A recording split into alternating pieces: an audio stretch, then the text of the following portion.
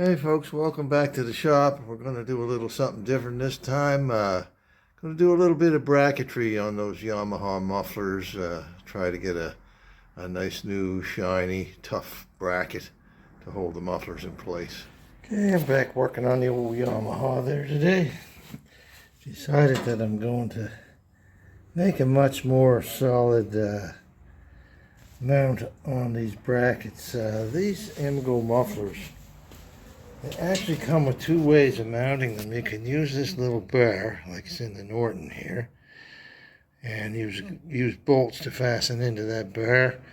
That's a much more solid way to mount than just the little bolt like what I've got fitted through here. These come with like a 5/16 bolt and a 3/8 bolt head. Works better in those, but sometimes you have to file them off a little bit to get them to work. But anyway, it would be better to have that bar going through there. Of course, I lost the bar that came with these mufflers years ago.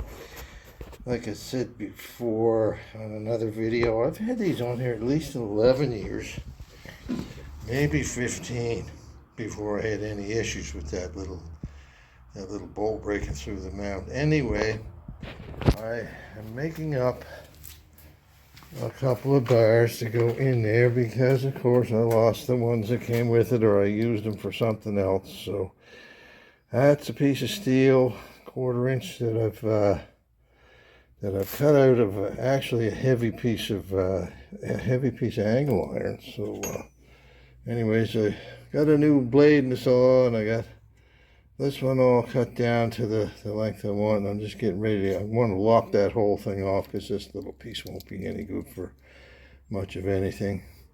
So anyway, I'm going to carry on, cut that off, and then I might have to surface machine that side there. I could have done this with the oxyacetylene cutting torch there, but by the time I got the torch out, cut it out, and then ground off all the slag, I would have been just as well off to use the good old hacksaw. So that's what I've done. So just let me get this cut off here and we'll proceed from there. Okay, I just machine faced that pair of little bars that I'm going to use in the muffler there. So anyway, I just measured them with the vernier calipers, and they came out to be just the right size. That should slide right in there, so I'm going to take them out and see if they do slide right in there. Okay, let's see if they're going to fit. They should.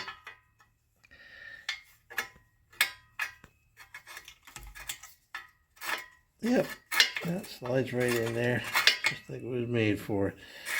Okay, well, that was a lot of work to go to just to make two little metal bars. Usually my junk pile delivers what I'm looking for, but not today. So anyway, it did give me the basis for those two little bars. I mean, I could have gone to town to Metals R Us or something like that, and grabbed a couple of pieces of 1/4 inch by 5/8 bar or something. But in any case, the time I spent on these would have probably about equaled the amount of time it would have taken me to go to town and back. So anyway, time-wise, well, it's about the same. But nothing gives you the satisfaction like even making two little pieces of metal like that by hand. There's nothing can give you the satisfaction of that. No plasma cutter, no water jet cutter, no CNC milling machine is going to give you what doing it by hand will do for you, or at least give you that kind of a high that you get from doing something all by yourself. Okay, that's the template I made up for the actual stainless steel part of the bracket. There, I painted up that little metal bar after I got 3 holes drilled and tapped in it. If 2 is good enough, then 3 is going to be better. That's what I say. Anyway, let's have a look at that. See, there's a little dip right here. I wanted to make that just a long, low curve there, but when I went to put the actual piece in, I had to make a little divot out there to clear the welding on the frame. So that will be in the next one. I make two. I've been cutting these out of this stainless steel. As you can see, that's actually two pieces of 16 gauge stainless. And that stuff, I'm telling you right now, that is not the kind of stainless steel that's easy to work with. That's the tough, gnarly, awful friggin' stuff to file or cut or machine. But anyway, let's go over here past the garbage cans and everything. And there's the first bracket in place. One of the reasons for me using the two thicknesses of stainless steel on that is because, one, you're going to get the flexibility of 16 gauge stainless steel, but you're also going to get the strength of 1/8 inch stainless steel where they're doubled up like that. So anyway, that polished up quite nice. You can see the reflection of the muffler in it, and I'm sure that'll be far stronger than the little piece of metal bar that was in it before. That's the old one that I took out.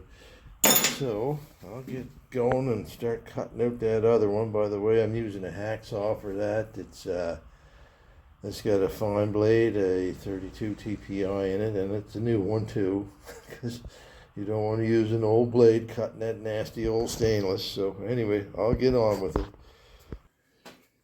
Okay, it's noisy, it's tiresome. This length here, what is that, about 2.5 inches? It took me, I don't know, about 4 minutes to cut that far. But like I said, there's a new blade. Follow the line, take your time. If you need to, tip the saw upward that way you can actually steer it a little bit.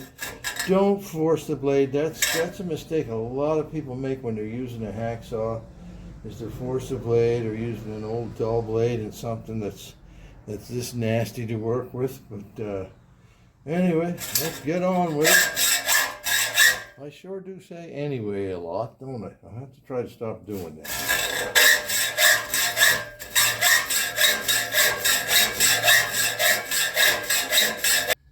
Right, well, instead of notching out the curve like this here on the one I'm cutting now, I decided to just continue this line around in a curve like that, just making a kind of a smoother looking approach to it. But how do you cut a curve like that with a hacksaw? Well, you gotta cheat. So just made a series of little cuts down to the line where I want to go. And then what I'm going to do is cut each one of these individually with the hacksaw until I'm out. And then it's just a simple matter of a little bit of filing or grinding after that to get a nice smooth radius there. So let's keep on sweating. Okay, that takes care of the hard sweating and stuff. I'm just going to put this against the grinder and smooth that edge up. And then when I'm done that, I'll take the file and go around the whole thing and make it nice and smooth. There. That one looks pretty good. Nice and shiny too, just like the other side. Mufflers are the same height. Same distance from the swing arm, so all good. Anyway, this one here, that particular bracket took me about, I would say, an hour and a half between starting to make it and having it bolted on. So this stuff is quite time consuming. I'd be lying if I said it wasn't. The first one probably took me 2 hours just to make, because I had to make the template and then make sure it was going to fit and all that sort of thing. So anyway, like I say, this bracketry, don't think that it takes 5 minutes, because it does not. Anyway, I'm quite happy with the way that turned out, and that should give me years and years and years of fault-free service. I made sure that there was no stress risers or anything along the narrower parts of that, so that hopefully, these machines don't vibrate at all until you start them up. So anyway, Yeah, that's just something I thought I'd show you. So thanks for watching. Be good to each other, and I'll have something else next time.